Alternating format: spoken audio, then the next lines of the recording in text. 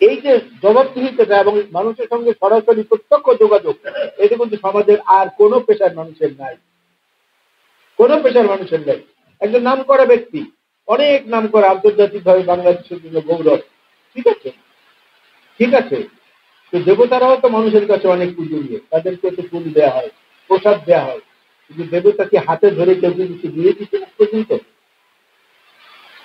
আজকে থেকে নাকি আবার জাতীয় ঐক্য কমিশন গঠন হয়েছে, তাদের সঙ্গে রাজনৈতিক দলগুলোর আলোচনা আজকে থেকে, বিএনপিও সম্ভবত যাবে আজকে বিকেল থেকে।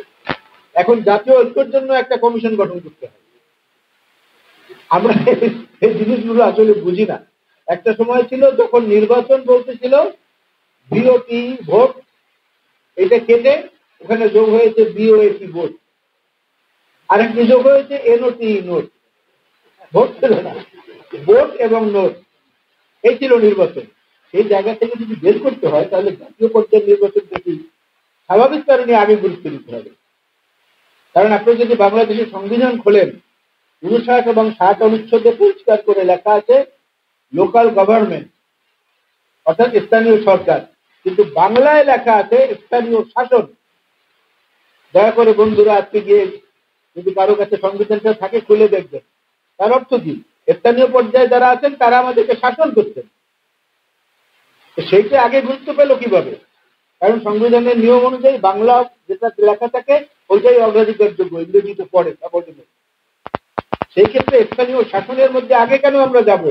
আমরা যাব স্থানীয়, তাকে পরবর্তীতে দেখা যাবে জাতীয় প্রশ্ন, যেটা জাতীয় সংসদের নির্বাচন, সেই জায়গাটা।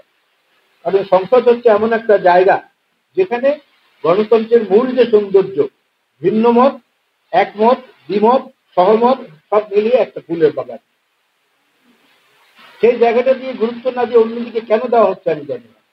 আপনাদের মনে আছে এরশাদ বিরোধী আন্দোলনের সময় এখানে দুদু ভাই এবং রেজাউদ্দৌলা ভাই আছেন, একদম সালাম আছেন, আপনাদের মনে থাকার কথা, ঢাকার দেয়ালে দেয়ালে একটা শব্দ, একটা বাক্য লেখা ছিল, বড় কষ্টে আছি আইজুদ্দিন।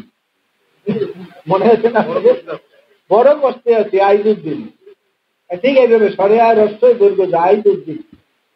এরপরে আওয়ামী লীগের আমলে রাতের বেলা গোপনে গোপনে কারা মিরপুর এবং ওই সমস্ত এলাকায় দেয়ালের মধ্যে গ্রাফিটি এঁকে লিখে দিত, সুবোধ তুই পালিয়ে যা। মনে আছে না আপনাদের? এই জিনিসগুলো থেকে কিন্তু অনেক কিছু শেখার আছে, অনেক কিছু। দেশটা আমাদের, এবং আমাদের প্রতিবেশী যারা আছেন, এই প্রতিবেশীদের মধ্যে কেউ কেউ এমন আছেন যে যারা বরাবরই বরাবরই খবরদারি করতে খুব পছন্দ করে, যেটা বাংলাদেশের সাধারণ মানুষ পছন্দ করে না, আর বিএনপির তো পছন্দ করার প্রশ্নই ওঠে না। সেদিক থেকেও আমাদের সতর্ক দৃষ্টির প্রয়োজন রয়েছে। স্বামী স্ত্রী দুইজনে বসে আছেন তো, নীরব, কোনো কথাবার্তা নাই। স্ত্রী চিন্তা করলেন যে স্বামীকে কি জিজ্ঞেস করি, বলে দেখো তুমি সারাদিন এই বই নিয়ে বসে থাকো, কি মজা এটার মধ্যে?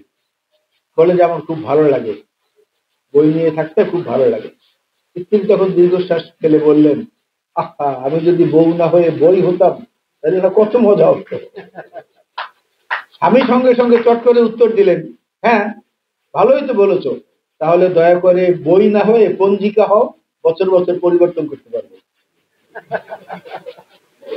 বছর বছর পরিবর্তন করার কোনো পরিকল্পনা নিয়ে অগ্রসর হবেন না, দয়া করে। এই সরকারকে বলবো সে দয়া করে হবেন না। অবৈধ অস্ত্রের কথা এখানে একজন বক্তা বলেছেন, রেজাউদ্দৌলা চৌধুরী সম্ভবত বলেছেন, এই অস্ত্রগুলো উদ্ধার করা দরকার।